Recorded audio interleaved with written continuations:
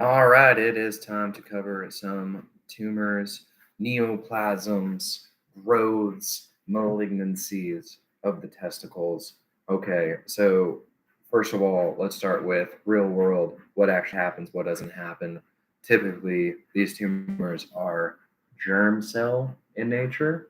Okay, so for that, the breakdowns are non seminoma and seminoma, but they could also be stromal. What does that mean for us? Well, when it comes to step 2 CK, it means certainly they're going to find a way to work in some stromal tumors.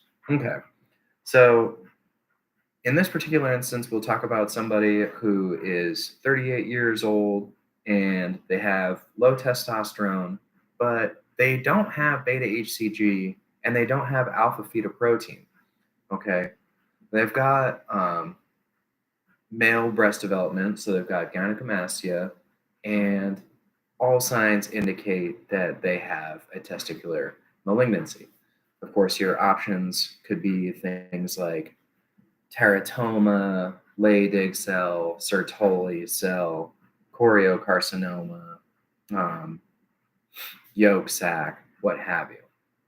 But when the beta HCG and the alpha fetoprotein are both low, you're really like now you're kind of sitting here saying, all right, could it be Leydig? Could it be Sertoli? Because it's not yolk sac now. And it's probably not like very many of the non-seminomas. I guess it could still be a seminoma, but for the most part, you're sitting here saying, all right, what else do I have?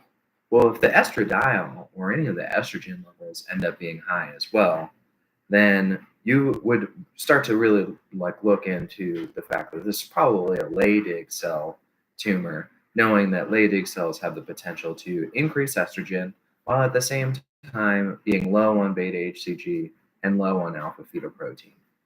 Yeah, Sertoli can do it as well, but Sertoli also wouldn't be high on beta HCG or alpha fetoprotein, but you're probably not as likely going to see an excess in estrogen, although that's also still possible.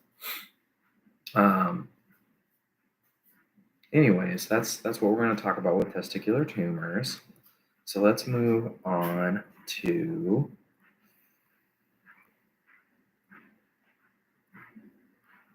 we can talk about what is the treatment for a 15-month-old boy who comes in and he's kind of like turning a little blue and he's fussy and the mom thinks that maybe he's got like colic or something and he cries a little bit here, but he's not really crying like daily at the same time for hours in the exact like perfect colicky way.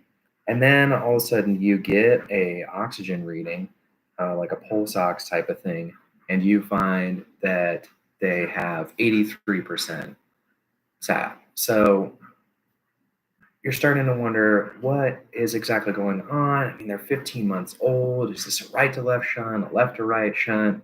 Neither. But once you've like ruled out anything else, any of those shunts, you might be thinking something more like methemoglobinemia, just because the age and the like changing of the skin color. A lot of the times they're going to give you some sort of like exposure to like a stressor in terms of like medicine. So maybe the baby was like given something that they thought that the mom thought was going to like lower their pain, like an anesthetic or something. But as it turns out, it just kind of exacerbates this issue. So the treatment for this is sort of like a cheater treatment where it's like, okay, the baby's turning blue. What do I want to do? I want to give them methylene blue, just because apparently it has this great ability to change the methemoglobin into the hemoglobin. So it's changing that iron state into what we actually want it to be. The only exception to this is I haven't actually seen anything like this, but technically speaking, you could also use vitamin C. There's like a couple different stipulations If you have G6PD, then you can use vitamin C instead. I'm willing to bet that if somebody was going to do this, it doesn't seem very likely, but if they were going to do this, they probably just wouldn't give you methylene blue as an option.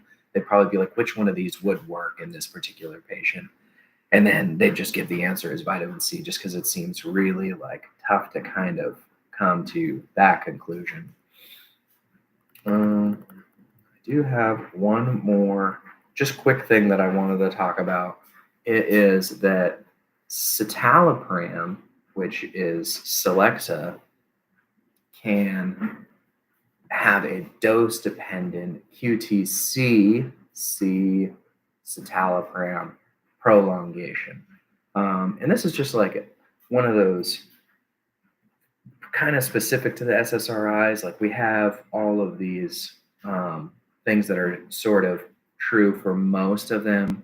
Like most of them are going to have the possibility to give you maybe a hard time falling asleep, or you could get a little nauseous. You might have a little headache. Most of them have the flu-like symptoms if you abruptly stop it. Paroxetine is not great if for a pregnant mom. They say paroxetine pecks the baby, right?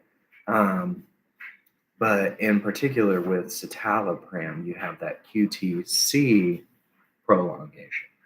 All right, thanks again for listening. Good luck on your step 2 CK.